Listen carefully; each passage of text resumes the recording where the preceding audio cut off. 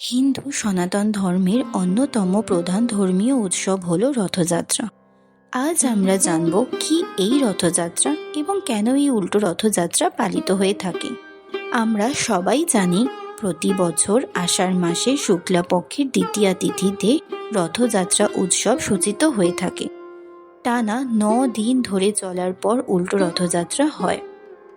3 দেবতা জগন্নাথ, বলরাম, সুভদ্রাকে এই রথযাত্রার দিন পুরীর গুন্ডিচা মন্দির, যা জগন্নাথ দেবের মাসির বাড়ি নামে প্রচলিত, সেইখানে নিয়ে যাওয়া হয়।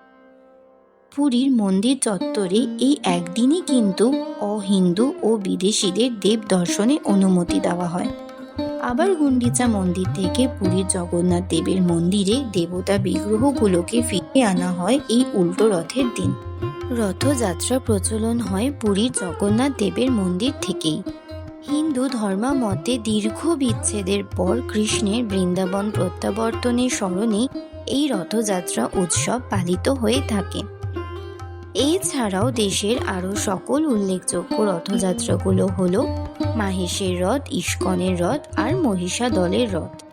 এই দিন দেশের সকল জগন্নাথ মন্দিরে জগন্নাথ, বলরাম ও সুভদ্রা মূর্তি বিগ্রহগুলোকে মন্দিরের বাইরে বের করে আনা হয়ে থাকে এবং সুসজ্জিত রথে বসিয়ে পুজো করতে করতে রথগুলোকে টানা হয়।